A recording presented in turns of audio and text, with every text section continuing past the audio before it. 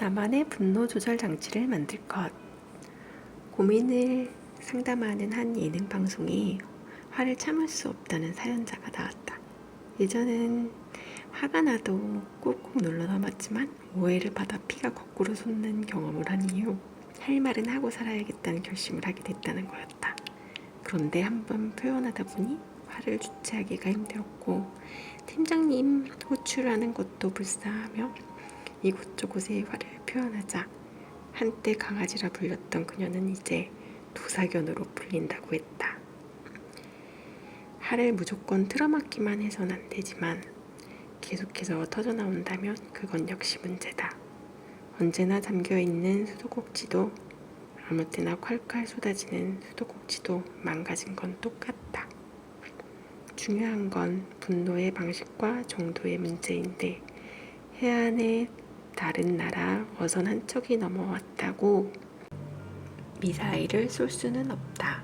지성인인 우리는 상대에게 신호를 주고 그럼에도 침범이 계속될 때 진돗개 셋을 발령해야 한다. 그럼 어떻게 해야 분노를 조절할 수 있을까?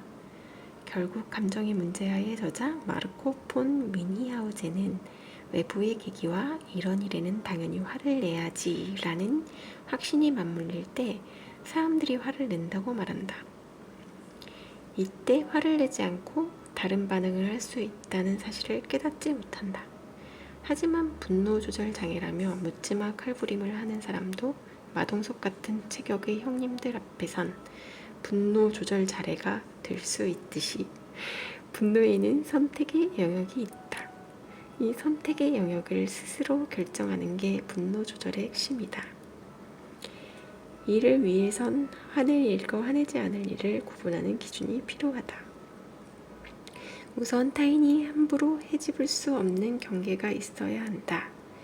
경계가 없이는 손쉬운 피해자가 될 수 있고 때로는 무력함에 스스로를 손상시킬 수 있기에 절대 양보할 수 없는 자기 보호의 경계를 찾아야 한다. 다만 공격받는 그 순간에는 굳어버릴 수 있기에 평소에 미리 자신의 분노 영역을 정해두는 편이 좋다.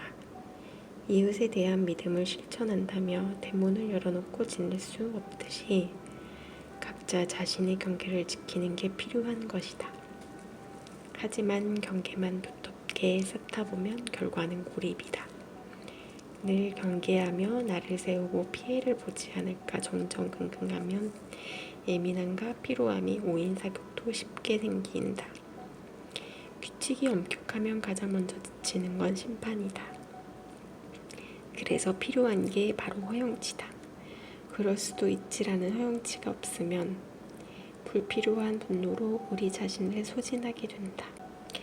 그런데 이 기준선이라는 게 법률로 정해져 있을 리 없고 매번 네이트판에 화를 내도 되는지 확인을 구할 수도 없으니 결국 우리가 스스로 결정하고 책임져야 한다. 그러면 어떻게 해야 내게 맞는 기준선을 찾을 수 있을까?